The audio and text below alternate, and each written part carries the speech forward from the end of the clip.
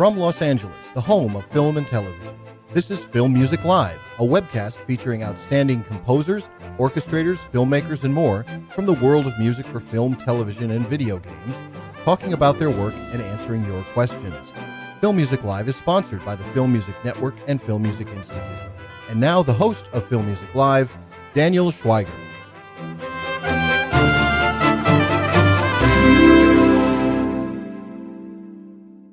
Hey everyone, I'm Daniel Schweiger, and welcome to Film Music Live, the show where you get to ask the questions to today's top composers. I'm happy to have you here.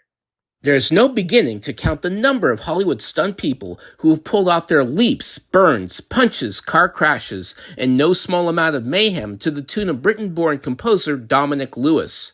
A veteran of Hans Zimmer's rhythmically rocking compatriots with his additional music for such scores as Rango, X-Men First Class, and Captain America the Winter Soldier, Lewis rocketed into his own scoring action league with a deft combo of cartoons and more adult material in such scores as Freebirds, Peter Rabbit, The Man in the High Castle, The King's Man, and even subverting Scrooge for Spirited and Santa's Payback on Violent Night. But if there was a filmmaker that Lewis's often humorous energy was meant to team with, then it was stuntman-turned-director David Leitch, when he took a hilarious hybrid scoring ride aboard a Hitman-filled bullet train that deftly blended a pop sensibility with orchestral action and rocking insanity. Now that approach is on 80 steroids for Leitch's cheeky big-screen take on the TV series The Fall Guy, whose lead major stuntman was often pulled into crime-busting hijinks. Now embodied by Ryan Gosling and teamed for sweetly battling romance with his on-screen director Emily Blunt, Dominic Lewis takes Kiss's I Was Made for Lovin' You and makes it the main theme of his score that also manages to put Miami Vice and Ennio Morricone into play for its delightful, distinctly 80s style score that mashes together mullet-era synths, big old-school orchestral action, and a winking rock and roll attitude for this explosive rom-com. It's a score that's no stunt when it comes to Lewis's ability to kinetically craft music that's as clever as it is hugely entertaining. And now here's a composer who knows how to take the retro hits and turn them into fall-down fun scoring. Welcome to Film Music Live, Dominic Lewis. Hello. Well, it's great to have you here, Dominic. Were you a fan of Kiss? I was a fan of Kiss. Yeah, I mean, not overly like the hits. I don't have their back catalog, but I did have to go back and check out some Kiss before working on this for sure.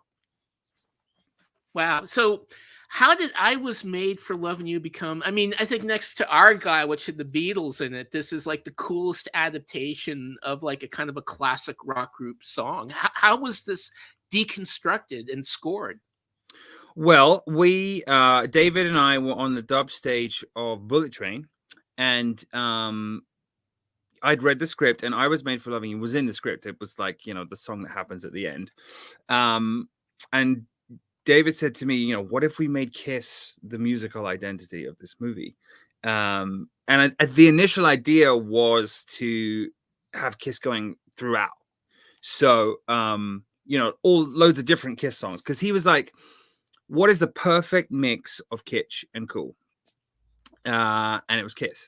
So, it sort of went from that. And then we went away. He went off to Sydney. We had those conversations. I listened to Kiss. And then nothing really happened with Kiss. I sort of did my own thing with my themes and, writing my big love song. And then, the tone of the movie wasn't quite there in the editor's assembly. So I'd sort of gone off down the wrong path. And then Dave came back from Sydney and we started like workshopping stuff, and he couldn't get the fact that Kiss was the North Star of this movie. So he said to me, what if it was Colt's theme? What if this is the music in Colt's head whilst he's doing all this cool stuff? So then I deconstructed I Was Made for Loving You. I took the main riff from the beginning of the song, the chorus melody, and Gene's bass line, and just started weaving it in and out of scenes, with my stuff and the love theme, and it was kind of sticking, and it was, and I saw the smile come back on Dave's face after probably being worried for a couple of months of me going down different rabbit holes and not coming up with stuff that the studio were liking. So the I Was Made for Loving You theme leitmotif was born, and then we just ran with it. Wow. Now, one thing I really love about the score for this is that, and also in Bullet Train, is that you really have a great pop sensibility to how you do the underscore as well, which brings us to our question by Pranav. I love your score for Fall Guy, and I want to ask, how do you use non-orchestral elements like the synth for your score, and how do you decide when to use them with or without an orchestra? I think you kind of have to get with as well. Let me take Fall Guy as the example. You kind of have to earn the orchestra on this one. You can't come crashing in with it. There's a way to kind of feed it in gradually. And actually that was very similar on Bullet Train. Start with the more kind of synth rock elements, build the sound palette that's different. We've all heard an orchestra. We all love the orchestra.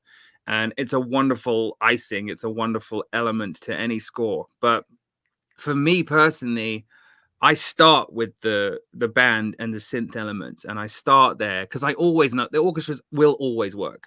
So, how much can I do without the orchestra until I get in trouble, and then I bring them in to save the day. So, I very much start from there. I start with with this one I started with Kiss. That was my jumping off point, but I didn't want it just to be just rock. I wanted to bring in stuff from those scores that don't necessarily get the limelight, like a John Williams or a Hans score. They're not as famous style wise. I mean, the more kind of the more synthy scores, the more rock scores from the 70s, 80s, 90s. And then, usual me, just slap a big orchestra on top of it, and you get this really cool blend of everything. So, I'm a bit of a one-trick pony in that regard. I used the orchestra to bring it home. And that kind of leads us into Ivan's question. The Fall Guy score for me is a mix of rock, Americana, some 70s, 80s movies vibes. What inspired you for such energetic writing, and maybe some old school classic movies like Die Hard or Speed, or anything else kind of inspire you here? Yeah, I mean, you kind of hit the nail on the head. It's much like the movie is a love letter to Stunts and to the movie industry. I really wanted the score to have that feel too. I wanted to reflect Michael Kamen and Faltermeyer and all those guys that were doing different things with scoring. It wasn't just the orchestra being floral. It wasn't just straight up rock. It was a really cool mix. So with that, taking all my pop sensibilities, whether it be, I don't know, Michael Jackson or Peter Gabriel or everything that was just rushing around in my head, I wanted to combine all of that in this, and not in a Bullet Train way. It wasn't like, well, I mean, as you know, Bullet Train is very much changing the channel. It's so wacky in that there's like lots of different genres, but they're never really all together. Whereas this one is like a big old mixing pot, and I put everything I know in it, and then mix it all up like a big gumbo, and then it gives you that unifying sound, as opposed to Bullet Train, which is just crazy and very ADHD and like all over the place. So yeah, I mean, I think with all those elements and, taking all my inspirations, I think we came up with something cool. I hope people like it anyway. No, I think it's just so much fun. I mean, this isn't definitely not your first time at the action comedy scoring rodeo. I particularly love Violent Night, where you've got like Santa just John McClaning everybody inside very graphically. What's the trick to doing an action comedy as opposed to an action movie? Wow, that's a really good question. I think not treating it like a comedy. I think the key to it is just treating it like an action movie, and leaving space for comedy. I mean, I've said this a lot in interviews, is that I really don't like scoring comedy because I don't think comedy should really be scored. You have to let it breathe in order for it to land. So, with action comedies, I'm just scoring action, and I think more often than not, the more serious you go with it, the more adrenaline harder you hit, the funnier those jokes are, the funnier the things become. So, and that's especially the case with Violent Night. You know, I threw the kitchen sink at that one on purpose. Again, you know, another kind of a homage thing. So I'm definitely not trying to score comedy. Yeah, no, absolutely. How about the romance in this? You know, again, it's kind of like a me cute, you know, bickering couple kind of thing in the midst of all this action. How did you want to hit that element? That's a cool story, actually. So when Dave flew to Sydney, I got a call from him and he said, wouldn't it be cool, as well as all the Kiss stuff, wouldn't it be cool if we had like a old school love cinematic ballad that contained the lyric falling? And that's all he gave me. So I went away and I wrote Waiting for Love. And so Dave loved it, everyone loved it, but then when we got dailies and when we started assembling the movie, it was almost too much. It was almost too much of a throwback. It was too on the nose of nostalgia and didn't really bring, you know, all those other elements that we've been talking about into it. But what it did do is it did give me the roadblock for the love theme. You know, that opening piano phrase of Waiting for Love became Colt and Jodie's love theme. And so I was able to weave that through. It just, you know, just doing the chords simply just meshed with the picture so well that we ran with it. You know, I tried to get the chorus in a lot more than it is in the movie, but it just wasn't fitting. It works really well on the Tom Ryder speech on top of the car. So I managed to get the chorus melody in there, but yeah, that's the story of the love theme, and it's just, you know, it's old school, and it just fit because it's an old school love story. In your competition with Taylor Swift. Unfortunately, there's no competition. I'd like to see what the streamings are, the streams of All Too Well and Waiting for Love, the comparison. So, but it's just, it's, you know, it's so nice to be able to flex that muscle, because I really do love songwriting, and I got to do it on Bullet Train, got to do it on Violent Night, and I got to do it again on this one. And it's so lovely to have the support of Dave and Kelly, you know, that string to my bow. So even though we only got it in the credits, I was happy with that, because it means people get to hear it, and I get to tell the origin story of the love theme. So it's cool. Now, Aaron Cruz has a question again. How do you differ scores? And again, you've done some really great animated movies like Peter Rabbit and Freebirds. How does your process of scoring and spotting for animation differ from your process for live action? Oh, I mean, I think with animation, it's a lot more traditional way of spotting. And by that, you know, everyone in a room going through where the temp's working, where it's not working. Do we want music here? Do we not want music here? And I mean, especially with Dave movies, there is no temp. There's not really a spotting session. We just kind of watch reels and just chat about, you know, what to do. It's not so, there's no specifics. And that's what I love about working with him, is that he totally just hands over the keys. The musical keys are mine, and, you know, he gives me free reign. And then if he's not liking it, we chat about it. He'll call me up. Hey, I've got this great idea for this scene. Why don't we try this? And then that's it. And I go away and do it. So, you know, the processes of a completely different animation, and definitely working with David, it's, you know, with other directors, they're very similar. You know, it depends how the director, producers want to work, and I will mold myself and my process into however they feel comfortable, because as long as they feel comfortable, you know, we're off to a winning start, and you know, we can get work done. So very different. In short, it's a very different process. Now, Louis Versinelli would love to know which one of your previous scores prepared you best to score Fall Guy. Oh, wow. Which one of my previous scores? I don't know. I mean, I guess all of them, in a really like crappy way to answer that, is that I hope that Fall Guy isn't really like anything else I've done. I mean, you know, you can obviously hear that I like to get rock involved in stuff with like big hardcore action stuff. And, you know, you can hear that I love synth and I love the 80s and I love floral orchestral music. So I think this is a real cop out to the question, because I'm sure that they wanted an actual reference, but it was such a challenge, this score, because when you introduce an element like Kiss, one, you want to do it justice.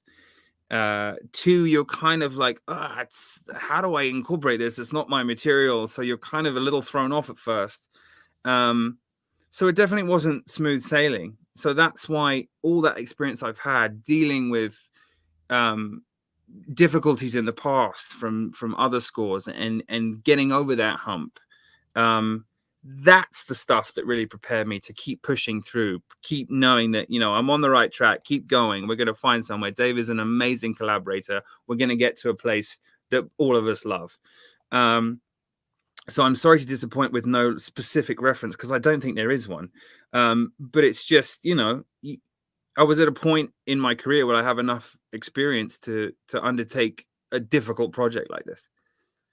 Now, Dale thinks that you have great and fun electric guitars throughout the whole score. Did you have to research 80s pop session players to so perfectly nail the studio tones from that era, or has it always been in your blood? It runs in these veins. It runs throughout me. Yeah, no, I did not. That's the beauty of this. This is, you know, I was able to just call muscle memory on all anything 80s.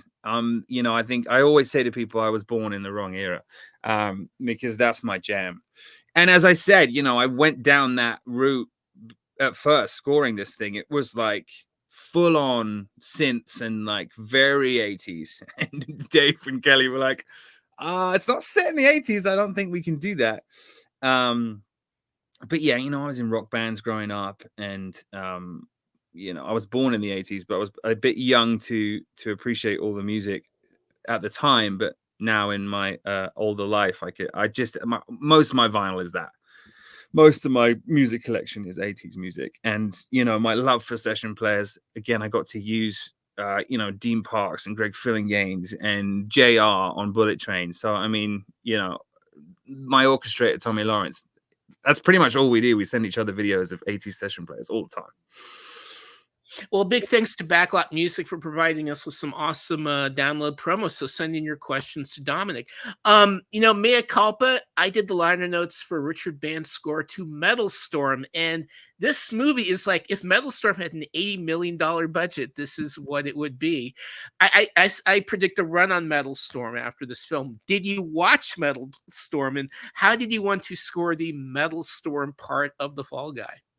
I didn't watch Metal Storm, and I have to admit, and you know, this is bad, I didn't know that Metal Storm was a previous IP. It wasn't until we were on the dub stage and I looked across and I saw a poster for Metal Storm, and this is terrible, but I was like, oh wow, that's cool. Did they make like an old school poster for Metal Storm? And then I looked, I was like, oh no, that was a movie.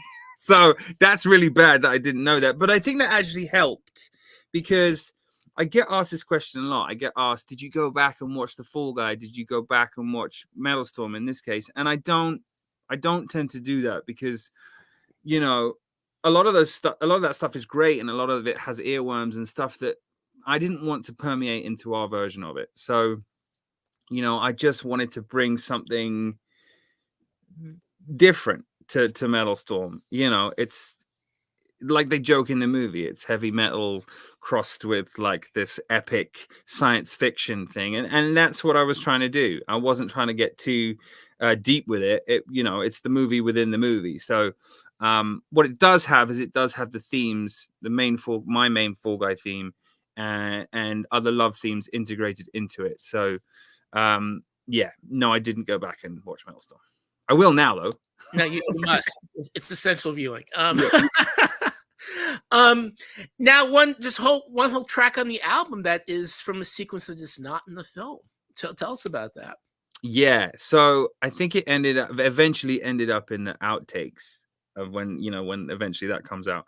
But no, there's this amazing sequence that got cut from the movie. It's like chase through Sydney, and And yeah, I wrote this again, it was at the beginning of the process, so I wrote this very 80s thing, and sort of turned it into a song, because I like to do that for Dave. Like whenever I'm writing Sweets or you know, at the beginning of the process, I think he has been and is a very needle drop orientated director. So I like to put vocals in there for him and make it more song than it necessarily would be in the movie. So I just, you know, in like answering Dale's question, I've got so much 80s in me. It just came out of me and I couldn't stop.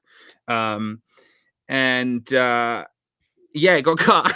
So I was like, I really want people to hear that. So I just kind of snuck it on the soundtrack. And no one said I couldn't. So it's there, and it's called Aint No Galaxy. And it's really fun. You'll get an idea of what the scene is from just listening to the music, because it's crazy. No, it's just awesome. What was the most difficult action sequence for you to score in this movie? Oh wow. It's the sequence actually from when they get tased, and she's just giving him the phone, and Colt and the dog run off. So it's very Kiss orientated. It's basically a car chase with a bunch of like fighting in a tunnel, and it should be fairly straightforward, right? But then midway through the process, or a little bit later, they decided to intercut it with the karaoke. So my job was then to figure out, how do I keep what's there? Do I try and write underneath the karaoke in some weird kind of like glue? And you know, it took a while to figure out how to do it. So in the end, I just literally took Pro Tools and I chopped out all the karaoke bits, and I put the action sequence together and just scored the sequence. And it surprisingly took me a long time to get to that. And that's actually quite, like, talking about it now, I just should have done that from the beginning. But so I got to that point, put it all together, scored it as if it was just one scene without the intercuts, and then plopped it back in, and then it would literally just cut out every time it went back to the karaoke. And that's what you hear in the movie. That's how we tackled that sequence. But getting to that point, surprisingly, was more difficult than it should have been. But that was tricky. Wow. Now I assume that Miami Vice was just in there immediately. Obviously, he's wearing the crew jacket in the film. And now, when you get something like that, do you actually like get the sheet music or something like that, or do you have to listen to the original theme to do your own version of it? Was it the original theme? Or? It was the original one. Yeah, I very quickly realized that any kind of knockoff of this is not going to hit home like it needs to. So I wrote into it and wrote out of it.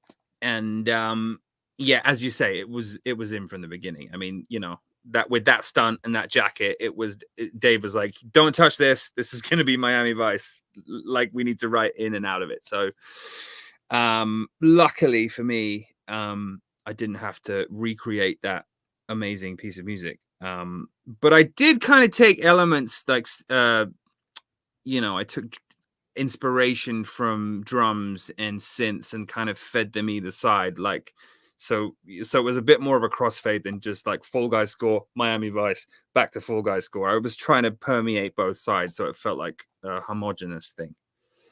Now, I want to jump into some of your earlier scores, but again, I just want to go back to Violent Night. I mean, I never heard Christmas carols. It's been done before, but not quite to the extent of Violent Night. What was the trick of scoring that film? The Christmas carols really helped. I went through all the public domain Christmas carols and figured that was going to be a very strong thematic element of the score. And I don't even remember how I came across 12 Days of Christmas as being like, oh, that's going to be my bad guy theme. I think because there were so many bad guys. You know, it was all, you know, based around Christmas characters, and I felt, well, hang on, that's a little bit like the 12 Days of Christmas. Why don't I adopt that for, you know, that group of baddies? Yeah, and it just worked gangbusters. And then, you know, with my very, very kind of floral candy cane Violent Night main theme, it was a really nice juxtaposition using Christmas carols in a super dark, violent way. So much fun. And then, you know, getting to kind of sing everything as well. And then again, write my Christmas song for the end credits. And also that kind of that fight sequence towards the end, that was a more sort of Nordic style Christmas carol, but done in like a action way. I mean, that score is just so much fun to do. And getting to use the orchestra like that, and the way we recorded it as well, it was so fast, and like we had no time. So, and the orchestra just played their socks off. And I think that's what gives it that really raw, exciting feel, is because I was just like, let's go. Okay, that's great. We would do literally one take, maybe two. And Anthony, who was conducting it, would be like, are you sure you don't want another one of those? And I'm like, no, we've got to go. And so, you know, there's some wrong notes in there, and there's some, like, you know, really raw playing, but that's what gives it its vibe. David Boucher, who recorded and mixed that score, I was talking to him yesterday. He was like, you know, I listened to Violent Night again yesterday, and man, we really killed it on that one. I was like, yeah, there was just magic. Maybe it was Christmas magic. I don't know. And again, you know, on that, I just have to give a shout out to Spirited, which I just thought was completely delightful and the total. It's like, for me, it's my favorite Scrooge film ever. Oh, that's awesome. Yeah, that's, you know, that's the quintessential Christmas sound. You know, that's me doing a terrible impression of all my idols. You know, whether it be John Williams or Michael Kamen, or, you know, Elmer Bernstein, or whoever it might be. That's just me trying to do very traditional Christmas music, and not being anywhere near as good as those people. So I guess it sounds like me. No, it's just awesome. You know, and another in the series which I absolutely loved was The Man in the High Castle, and now it seems like it's a documentary series. I mean, Oh man, what do you reflect back to this really amazing, really terrifying show? I loved every minute of that show. There were many late nights trying to, you know, that was my first kind of solo voyage other than Freebirds. But this was really something to, like, not make a name for myself, but, you know, really dig in and try and create something different and cool that would be like, you know, a Dom Lewis sound, you know. And I really do miss it. I miss dealing with material like that, telling stories like that. As you say, it's a little bit close to home now, with the current political climate. But yeah, I just had so much fun coming up with melodies and different textures, and all the while kind of being under that traditional blanket, but trying to just, you know, push the edges of the envelope out a little bit. You know, still using the tent poles of the orchestra, traditional instruments, and then kind of, you know, putting weird stuff around it. Yeah, what a great show. I think it was sort of, you know, that was very early on in streaming. You know, that was the time when Amazon was kind of auditioning what they were gonna greenlight. So I think, yeah, I think if you put that show out now, it probably would do even better than it did, and it did great. But it's a really wonderful show. Now I've got a question from Demetrius from Greece. My favorite score of yours is Jolt. Can you tell me a little bit about your ideas on that one? Thank you, sir. Wow, that's so cool that you like Jolt. That's just, I mean, what a wacky premise that movie is. You know, a woman that needs a vest to sort of jolt her out of, you know, beating the crap out of people. So where do you start with that? You start with wacky ideas. You know, it was sort of, and it had that kind of like underground, like, what would you call it? Like, what cyberpunky thing going on? So, you know, back come the guitars, the synths, there was no budget on that, so I couldn't use orchestra, so I had to think of a different way of doing that, so yes, you hear kind of an orchestra, it's synth orchestra in the background, but I played into that. I because I try not to have anything go out in the world that's just orchestral, that isn't an orchestra. I try to like either layer people in or do something so it's not just the Spitfire libraries or whatever I'm using at the time.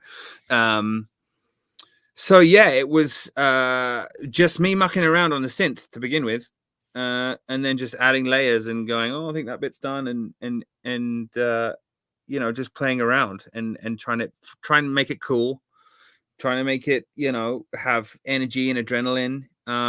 It had to have a feminine aspect to it, so I brought in my friend and film composer Jess Weiss, who was the female voice on that. And I wrote a song and she sang that song in the hospital sequence, and that was awesome. So yeah, like any project, you take what's on screen, you kind of take inspiration from it, and you just start playing. It's like a big playroom in this studio. I just start throwing stuff at the walls and see what sticks.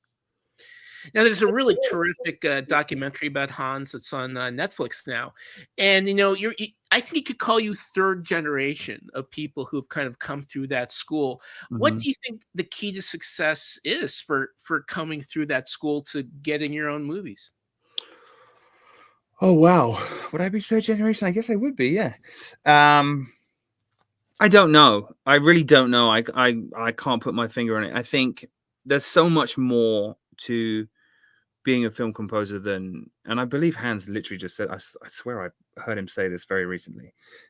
There's so much more than just being a good musician and being a good composer. There's so many other elements to it. And I think what Hans and what Remote does for young up and coming composers is it throws you in at the deep end, and it kind of makes you realize whether you're going to be cut out for this or not. And there was nothing else I wanted to do with my musical abilities and my desires to be a film composer. It was that or bust for me. So I think it sort of separates that out from people, because this is really hard. You have to not only be a good musician, you need to be a people pleaser, a translator, a politician. Like, there's so many elements to this job that is not music. And I think the camaraderie of remote control and the experiences there really, really help you. I mean, I've always said it's like the best university you could ever go to. And Zimmer's the best. So it's you're learning from the best the whole time. You're getting like nuggets of wisdom every time you're in a room with them. And, for me, it was like, I'm getting all this. I'm being a sponge. I'm getting all this. I'm not going to waste it. I'm going to use it, and I'm not going to stop until I'm there. So fortunately, I'm here talking to you about Fall Guy. So I owe the man a lot, Yeah, I mean, I just love the film, and to me, it is as good as this kind of big multiplex movies get. What does it take just to be in demand, for movies like this? Am I? I don't know if I am.